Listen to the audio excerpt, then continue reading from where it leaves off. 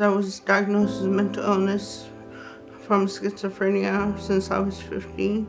I was using crack when I was 17 and a half, and then my friend introduced me. She said, you know how to make money quicker working on the street. So one day this guy just stopped, and I went in his car and started using drugs. I was just cry all the time, all the way from the place where I was working, walking to his house. Bien, j'ai pensé d'être en très bonne santé, mais j'ai eu d'abord le cancer, j'ai eu une chimiothérapie plutôt agressive, et après j'ai commencé à avoir la dépression. J'en revenais pas parce que j'avais toujours eu jusqu'à date une bonne santé mentale, si on le dit. Et aussi que je travaillais comme travailleur social en santé mentale, donc j'avais toujours aidé les autres.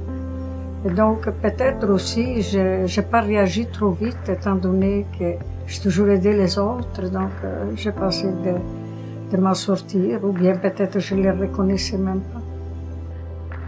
I was 4 when I was first experiencing anxiety that wasn't within a normal range, and at 13 I started experiencing depression, and when I turned 17 I was diagnosed with generalized anxiety disorder, persistent depressive disorder, borderline personality disorder, and eating disorder not otherwise specified.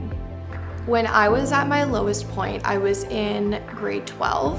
It was my final year of high school, and I had been in and out of services, really struggling, and wasn't doing well, not knowing where to go to get the help I needed. And I did depend on Kellie and kind of said, hey, I'm not doing well. How do I get the help I need? And she definitely guided me in the right direction. I was in the Royal at the time. I was inpatient and I was using services there, and I was unable to attend school because I was in the Royal, and again I could depend on Kellie and the school to make sure I could still finish school and that I was going to graduate on time and that my life wouldn't be falling behind because I was inpatient. Currently, I am a speaker with the Royal at their Is It Just Me program. So they invite high school students into the Royal to learn about mental health and how to help a friend, and I speak at the event and tell my own personal story with mental illness. I also go to high schools in the Ottawa area and speak at different conferences about what I learned having a mental illness and how recovery has helped me grow. I think that if I had any advice to give to people who are getting to know someone with mental illness, probably 2 things I would ask them to consider. And number 1, just to have them to listen and really get to know that person.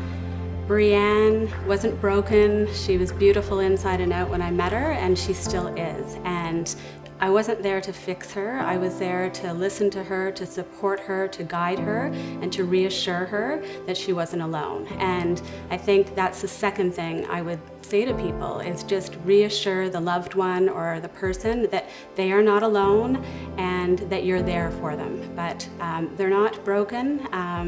They are who they are, and I think that that's really important to keep in mind. Moi, je dirais que la personne, faut qu'elle en parle. Faut pas qu'elle ait peur d'en parler, faut qu'elle aille chercher de l'aide, qu'elle demande de l'aide. Je pense que c'est important. Well, make friends or help other people in distress like that, because one day you might be there, and there is help out there, and there's lots of people that are interested or will help. At the drop of a hat, they will. And seeing Anna the way she is today is excellent. She's a miracle. I'm very, very proud of Brianne, even though I don't see her every day, and I often think of her, and I'm very proud of her accomplishments. Yeah.